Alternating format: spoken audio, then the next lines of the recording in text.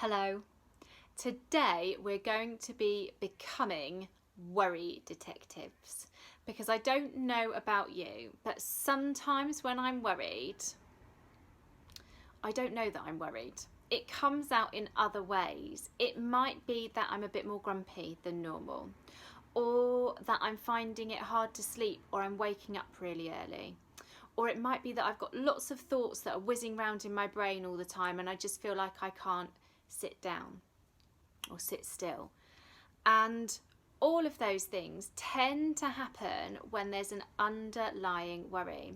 And when big changes like transitioning to secondary school are happening in our lives, it's really normal to feel a sense of anxiety or a sense of worry about certain parts.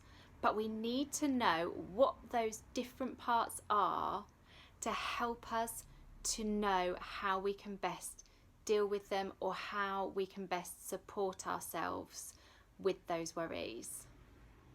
Now, our brains are a really clever organ, I think you'd agree. And when we are going into a new situation, or we just don't have all the information about a situation, our brains make up stories or try and think of scenarios that could happen. And that's great and that's really helpful and helps us in lots of ways in life. But when we're feeling a bit worried about something, or we've got some underlying anxiety, or the situation's a really big new one, our brain can get a bit stuck on going over information and trying to create different stories that might fit. So I'm going to give you an example of this just to see if your brain works in the same way that mine does. I'm going to tell you a story about Susie. Susie was sitting on a bus. Susie had a teddy bear on her lap. Susie was going to see her granddaughter. Her hair was still wet from doing 100 lengths of the swimming pool before breakfast this morning. Now, did your brain do what my brain did and change who Susie was throughout the story that I told you, depending on the information that you had? At first, in my mind, Susie was a young lady, maybe about your age. And then when she had a teddy bear on her lap, my brain decided she was much younger. And then we find out that she was going to visit her granddaughter. So I've got a picture of an old lady in my head. She had grey hair and maybe a walking stick. And then we found out that she did 100 laps of the swimming pool. So she's quite fit and sporty. So throughout, our brains made up information to try and help us understand.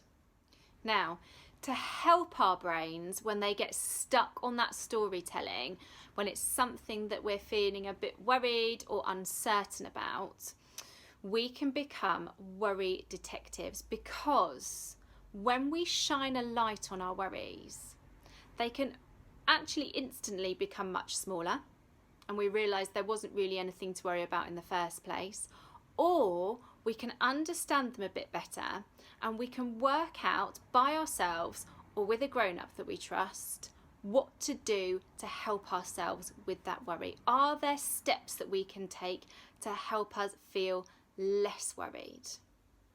So I've got 3 steps, that we're going to take together to become worry detectives. Are you ready? I bet you've all seen a detective program before, where they have those amazing walls, don't they, where they put photos and post-it notes and arrows, and they use markers to scribble things to help them to put all the clues together to solve the puzzle. And when we've got worries, particularly ones that we're sort of not aware of, we've got those feelings but we might not be sure quite what we're worried about, we can use a similar principle. So I'm going to ask you to get really creative with this. You're going to need a big sheet of paper or a notebook opened up in 2. you're going to need some post-it notes or some little scraps of different coloured paper with blue tack on the back. You might want some arrows and you might want some multicoloured pens. And the first step of this process is to create a mind map. And in the middle of your mind map, it's going to say transitioning to my new school or something like that. And then just with all other mind maps, round the edge, there are going to be different bubbles. I want you to think about the changes, the things that are changing. In the last episode, we talked about things that are staying the same, but I want you to write a list of things that are going to be different, because it's those things where we're needing to fill in the gaps and those things that we might be worried about. You might have things like friendships, or your journey to school, or the fact that it's a bigger school, or teachers. All those things are going to be different, and you can list as many as you want and put them in little bubbles round the edge, just like on this. Okay, so now that you've got your main mind map drawn out, the second part is to focus in on those changes you've identified around the edge. So if we look at my example and we look at friendships, you'll see that I've put 3 bullet points. And those 3 bullet points are things that my mind is starting to try and fill in the gaps with, or that I know I'm feeling quite worried or anxious about.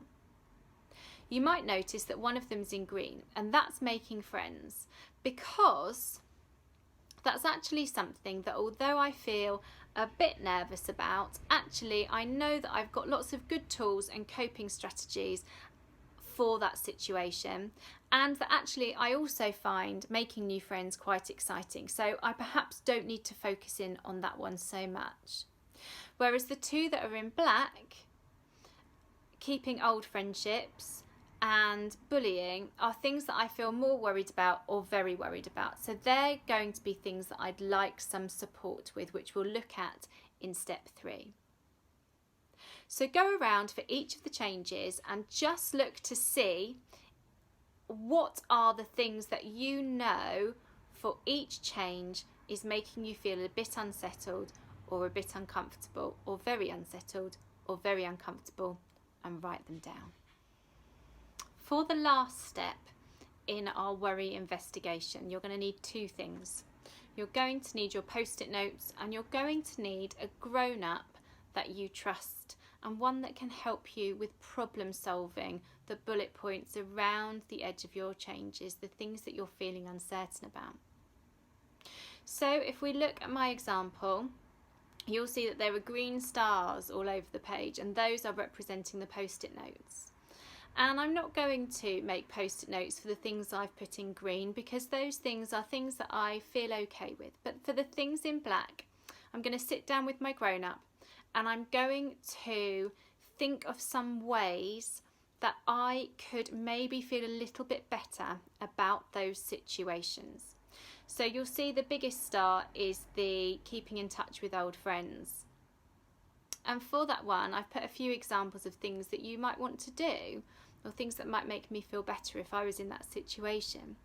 And they are making dates with them, maybe joining a club with them outside of school, particularly if they don't go to your school, your new school, so you're making sure that you're seeing them regularly. And making a date for the end of the first week of the new school, so watching a film and having a pizza with them. And those things would make me feel more in control and like I've got some ideas of what I can do to help myself with that situation. Things like bullying are a little bit different, aren't they? Because we're not sure if that's going to happen to us. Hopefully it won't. And if it does, I'm sure your new school has got lots of people you could talk to and lots of procedures in place that make sure it doesn't continue. But what we could do in those situations is, there aren't actionable steps that we could take, but we could do some role playing of different scenarios with our trusted grown-up, or we could think of some ways that we might want to help ourselves if that situation did occur.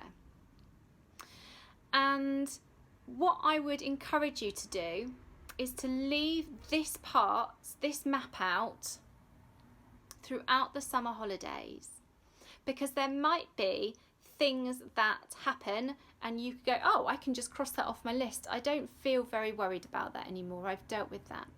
But there might also be more feelings or more thoughts that come up with your different changes that you might want to add to, and then you might want to set up another time to work with your grown-up to talk through those worries or challenges or things you're feeling unsettled about.